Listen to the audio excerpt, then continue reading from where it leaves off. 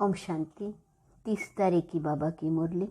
मीठे बच्चे, दूर देश से बाप आए हैं धर्म और राज्य दोनों की स्थापना करने। जब देवता धर्म है तो राजाई भी देवताओं की है, दूसरा धर्म व राज्य नहीं। प्रश्न, सतयुग में सब पुण्य आत्माएं हैं, कोई पाप आत्मा नहीं, उसकी निशानी क्या है? उत्तर, वहाँ कोई कर्म भोग आदि नहीं होता है। यहाँ बीमारियाँ आदि सिद्ध करती हैं कि आत्माएं पापों की सजा कर्म भोग के रूप में भोग रही हैं, जिसे ही पास्ट का हिसाब कहा जाता है। दूसरा प्रश्न, बाप के किस इशारे को दुरादेशी बच्चे ही समझ सकते हैं? उत्तर, बाप इशारा करते हैं, बच्चे तुम बुद्धि योग की दौड़ी लगाओ, यहाँ बैठे बाप को याद करो। प्यार से याद करेंगे तो तुम बाप के गले का हार बन जाएंगे। तुम्हारे प्रेम के आंसू माला का दाना बन जाते हैं। गीत आखिर वह दिन आया आज। ओम शांति। बच्चों ने गीत सुना, गीत का अर्थ समझा। भारत तो बहुत बड़ा है, सारे भारत को नहीं पढ़ाया जा सकता है। यह तो पढ़ाई है, कॉलेज खुलते जाएंगे। यह हुई बेहद के बाप की यूनिवर्सिटी। इनको कहा जाता है पांडव गवर्नमेंट। गवर्नमेंट कहा जाता है सावरंटी को। अब तुम बच्चे जानते हो सावरंटी स्थापन हो रही है। धर्म प्लस सावरंटी, रिलीजियो पॉलिटिकल, राज्य और धर्म। देवी देवता धर्म भी स्थापन हो रहा है, और कोई भी धर्म वाले राजाई नहीं स्थापन करते, वह सिर्फ धर्म स्थापन करते हैं। बाबा कहते हैं, मैं आदि सनातन धर्म और राजाई स्थापन कर रहा हूँ, इसलिए रिलीजियो पॉलिटिकल कहा जाता है। बच्चों को बहुत दूरादेश बुद्धि बनना चाहिए। बाप दूर देश से आए हुए हैं। यूं दूर देश से तो सब आत्माएं आती हैं, तुम भी दूर देश से आए हो। नया धर्म जो स्थापन करने आते हैं उनकी आत्माएं दूर से आती हैं, वह है धर्म स्थापक, और इसको कहा जाता है धर्म और सावरंटी स्थापक। भारत में सावरंटी थी, महाराजा महारानी थे। महाराजा श्री नारायण, महारानी श्री लक्ष्मी। तो अब तुम बच्चे कहेंगे हम श्रीमत पर चल रहे हैं। बाबा जिसको हम सब भारतवासी पुकारते आए हैं कि आओ आकर पुरानी दुनिया को बदल नई सुख की दुनिया स्थापन करो। पुराने घर और नए घर में अंतर तो होता है ना। बुद्धि में नया मकान ही याद रहता है। आजकल तो मकान बहुत फैशनेबल बनते हैं, ख्याल करते रहते हैं ऐसा ऐसा मकान बनाएं। तुम जानते हो हम अपना धर्म और राजाई स्थापन कर रहे हैं। स्वर्ग में हम हीरे जवाहरों के महल बनाएंगे। दूसरे धर्म वाले ऐसे नहीं समझते। जैसे क्रिश्चियन धर्म स्थापन करने आया, यह उस समय नहीं समझते। जब वृद्धि होती है तब नाम रखते हैं क्रिश्चियन धर्म। इस्लामी आदि धर्म कोई भी निशानी व नाम नहीं रहता। तुम्हारी निशानी शुरू से लेकर अभी तक चलती रहती है। लक्ष्मी नारायण के चित्र हैं, यह भी जानते हो। तो इन्हों का राज्य सतयुग में था। तुमको यह ज्ञान वहाँ नहीं होगा कि पास्ट में किसकी राजधानी थी, फ्यूचर में किसकी राजधानी होगी। सिर्फ प्रेजेंट को जानते हैं बस। अभी तुम पास्ट प्रेजेंट फ्यूचर को जानते हो। पहले पहले हमारा धर्म था, फिर यह धर्म आए हैं। संगम पर ही बाप बैठ समझाते हैं। अभी तुम त्रिकालदर्शी बन गए हो, सतयुग में त्रिकालदर्शी नहीं होंगे। वहाँ तो राजाई करते रहेंगे और धर्मों का नाम निशान नहीं रहेगा। अपनी मौज में राजाई करते रहेंगे। अभी तुम सारे चक्र को जानते हो। मनुष्य यह तो नहीं जानते हैं कि बरोबर देवी देवता धर्म था, परंतु वह कैसे स्थापन हुआ, कितना समय चला, यह नहीं जानते हैं। तुम जानते हो सतयुग में इतने जन्म राज्य किया, फिर त्रेता में इतने जन्म लिए, इन्हों को भी जानना पड़ेगा। बच्चे जानते हैं बरोबर, बेहद का बाप हमको पढ़ाते हैं। तुम जानते हो कृष्ण की आत्मा यह बहुत जन्मों के अंत का जन्म है, इनमें ही आकर प्रवेश किया है। इनका नाम ब्रह्मा जरूर चाहिए। ब्रह्मा सो विष्णु, विष्णु सो ब्रह्मा। यह त्रिमूर्ति की नॉलेज बहुत सिंपल है। यह निराकार बाप शिव, इनसे यह वर्षा मिलता है। निराकार से वर्षा कैसे मिला? यह प्रजापिता ब्रह्मा द्वारा ब्राह्मण सो देवता बन रहे हैं। फिर वही देवताएं 84 जन्मों के बाद ब्राह्मण बनते हैं। यह चक्र बुद्धि में रहना चाहिए। हम सो ब्राह्मण, ब्रह्मा के बच्चे, सो रुद्र शिव के बच्चे। हम आत्माएं निराकारी बच्चे हैं, बाप को याद करते हैं। इन चित्रों पर समझाना बहुत सहज है। तपस्या कर रहे हैं, फिर सतयुग में आएंगे। तुम्हारी बुद्धि में रहना चाहिए, हम मनुष्य से देवता बन रहे हैं। फिर देवता धर्म का बादशाह बन राज्य करेंगे। योग से ही तुम्हारे विकर्म विनाश होंगे। अगर अभी भी पाप करते रहेंगे तो क्या बनेंगे? यात्रा पर जब जाते हैं तो पाप नहीं करते हैं, पवित्र भी जरूर रहते हैं, समझते हैं देवताओं के पास जाते हैं। मंदिर में भी हमेशा स्नान करके जाते हैं। स्नान क्यों करते हैं? एक तो विकार में जाते हैं, दूसरा लेट्रिन में जाते हैं। फिर स्वच्छ बनकर देवताओं का दर्शन करने जाते हैं। यात्रा पर कब पतित नहीं बनते। 4 धामों की परिक्रमा पावन होकर देते हैं। तो पवित्रता है मुख्य। देवताएं भी अगर पवित्र होते तो फर्क क्या रहा? देवताएं भी अगर पतित होते तो फर्क क्या रहा? देवताएं पावन हैं, हम पतित हैं। तुम जानते हो बाबा ने हमको ब्रह्मा द्वारा गोद लिया है। यूं तो सब आत्माएं हमारे बच्चे हो, परंतु तुमको पढ़ाऊं कैसे? राजयोग कैसे सिखलाऊं? तुम मीठे मीठे बच्चों को स्वर्ग का मालिक कैसे बनाऊं? तुम जानते हो बाबा नई दुनिया स्थापन करते हैं, तो भगवान जरूर बच्चों को लायक बनाकर वर्षा देंगे। कहाँ लायक बनाएंगे? संगम युग में। बाप कहते हैं मैं संगम पर आता हूँ। यह बीच का ब्राह्मण धर्म ही अलग हो जाता है। कलयुग में है शूद्र धर्म, सतयुग में है देवता धर्म, यह है ब्राह्मण धर्म। तुम ब्राह्मण धर्म के हो। यह संगम युग बहुत छोटा है। अभी तुम सारे चक्र को जान गए हो, दुरादेशी बन गए हो। तुम जानते हो यह बाबा का रथ है, इनको नंदीगण भी कहते हैं। सारा दिन सवारी थोड़ी होती है। आत्मा शरीर पर सारा दिन सवारी करती है। अलग हो जाए तो शरीर न रहे। बाबा तो आ जा सकता है क्योंकि उनकी अपनी आत्मा है, तो मैं इनमें सदैव नहीं रहता हूँ, सेकंड में आ जा सकता हूँ। मेरे जैसा तीखा रॉकेट कोई हो नहीं सकता।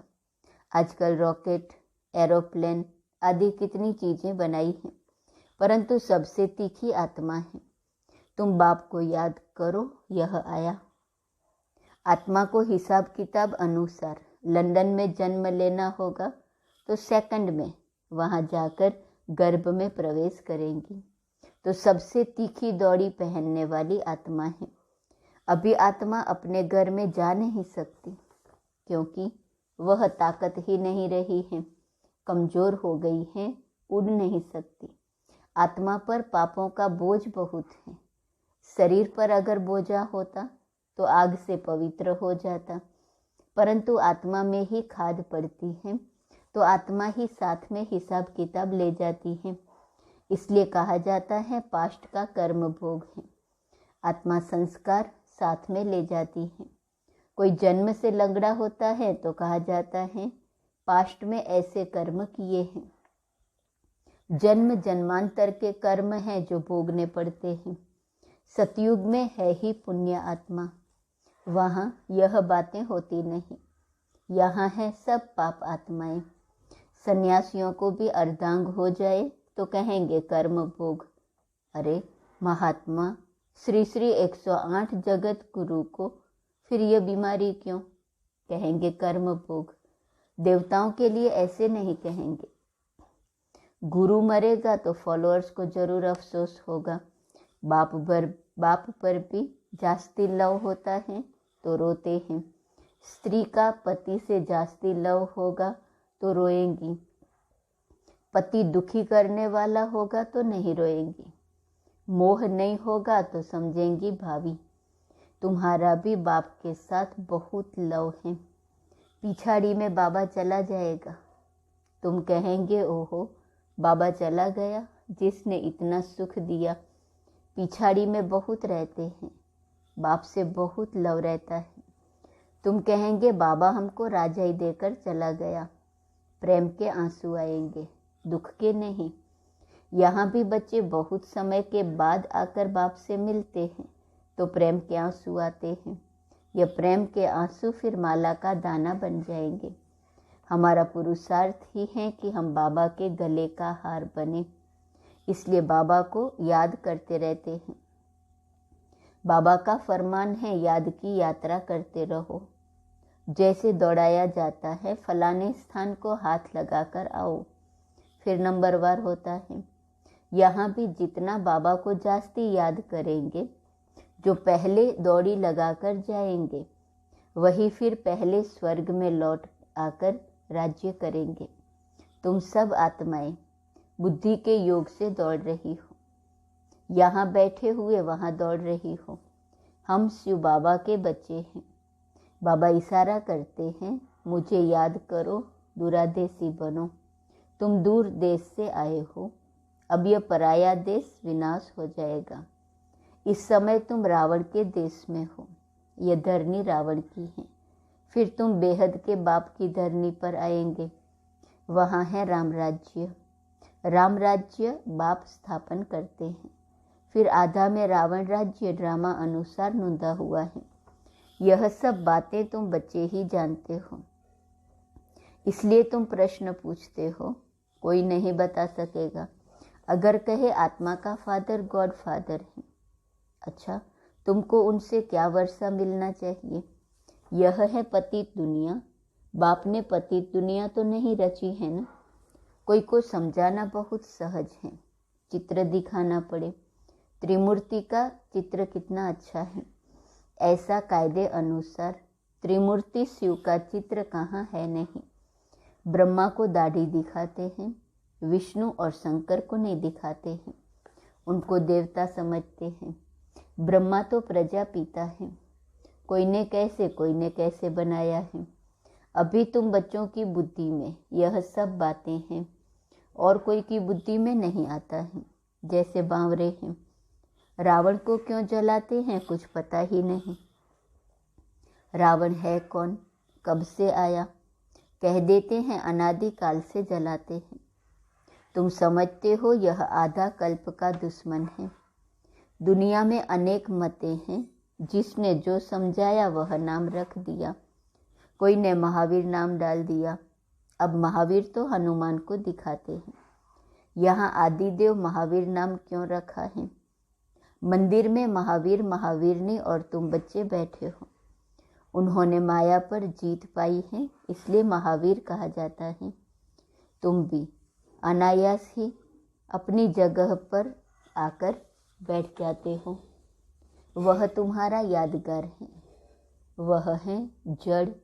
फिर भी चित्र जरूर लगाना पड़े, जब तक चैतन्य के पास आकर समझे। दिलवाड़ा मंदिर का राज बहुत अच्छा समझा सकते हो। यह पढ़कर गए हैं तब भक्ति मार्ग में यह यादगार बने हैं। तुम्हारी राजधानी स्थापन करने में बड़ी मेहनत लगती है, गालियां भी खानी पड़ती हैं, क्योंकि कलंगीधर बनना है। अभी तुम सब गाली खाते हो। सबसे जास्ती ग्लानि मेरी की है। फिर प्रजापिता ब्रह्मा को भी गाली देते हैं। मित्र संबंधी आदि सब बिगड़ पड़ते हैं। विष्णु व शंकर को थोड़ी गाली देंगे। बाप कहते हैं मैं गाली खाता हूँ। तुम बच्चे बने हो तो तुमको भी हिस्सा लेना पड़ता है, नहीं तो यह अपने धंधे में था, गाली की बात ही नहीं। सबसे जास्ती गाली मुझे देते हैं। अपना धर्म कर्म भूल गए हैं। कितना समझाते हैं। अच्छा, मीठे मीठे सिकीलते बच्चों प्रति माता पिता बाप दादा का याद प्यार और गुड मॉर्निंग। रूहानी बाप की रूहानी बच्चों को नमस्ते। रूहानी बच्चों की रूहानी बाप को नमस्ते नमस्ते नमस्ते। धारणा के लिए मुख्य सार। पहली पॉइंट, दूरांदेशी बनना है। याद की यात्रा से विकर्मों का विनाश करना है। यात्रा पर कोई भी पाप कर्म नहीं करना है। दूसरी पॉइंट, महावीर बन। माया पर जीत पानी है। ग्लानि से डरना नहीं है। कलंगीधर बनना है। वरदान, सर्व शक्तियों का अनुभव करते हुए समय पर सिद्धि प्राप्त करने वाले निश्चित विजयी भव। सर्व शक्तियों से संपन्न निश्चय बुद्धि बच्चों की विजय निश्चित है ही।